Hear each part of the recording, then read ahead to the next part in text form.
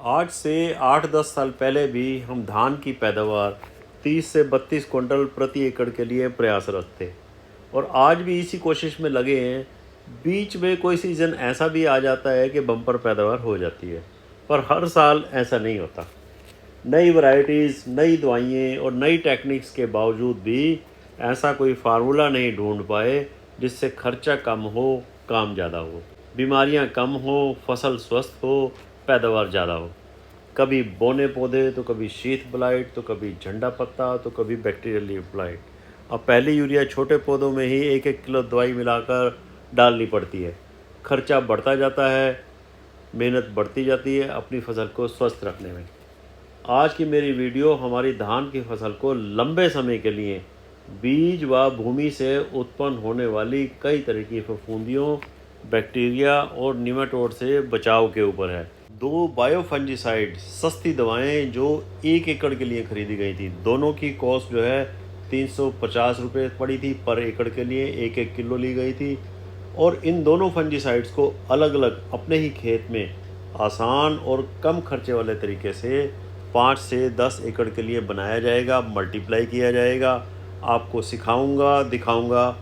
सिर्फ 150 रुपये और खर्च करने पड़ेंगे, तो टोटल 500 रुपये में आप 5 से 10 एकड़ के लिए अपनी धान की फसल को बीज व भूमि जनित फफूंदियों, बैक्टीरिया और निमाटोड से बचा सकेंगे, स्वस्थ रख सकेंगे। महंगी दवाइयों से बच सकते हो, मेहनत और समय ज़्यादा नहीं लगेगा। कोई भी कंपनी का रिप्रेजेंटेटिव, ऑफिसर, दुकानदार, व्यापारी सब अपना माल बेचने में लगे हैं।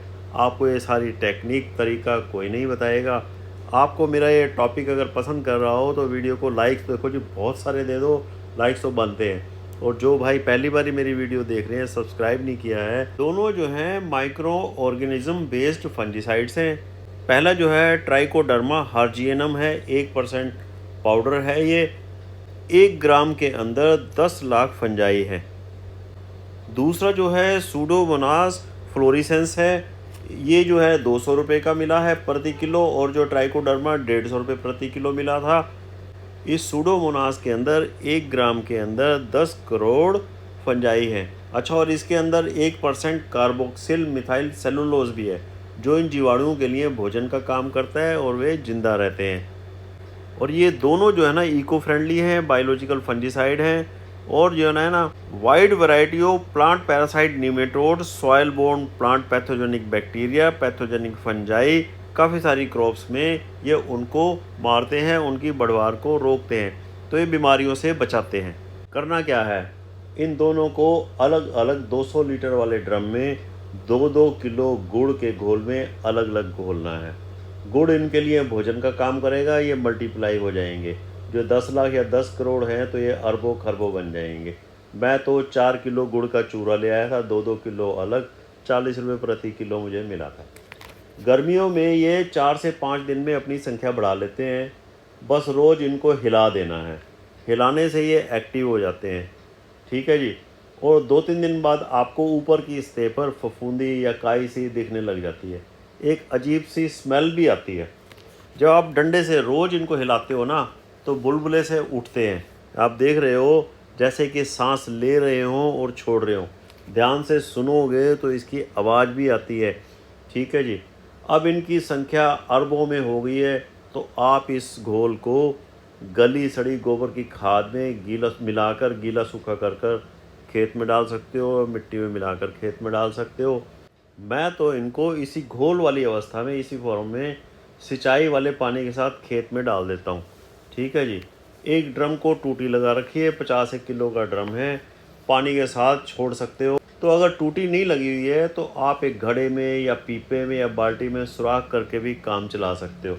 मेन बात ध्यान रखने वाली है कि इनको खेत में डालने से 2-3 दिन पहले और 4-5 दिन बाद में कोई भी केमिकल और खाद ना डालो। यह मेरी पूसा 1847 की फसल है, 13 दिन की फसल है।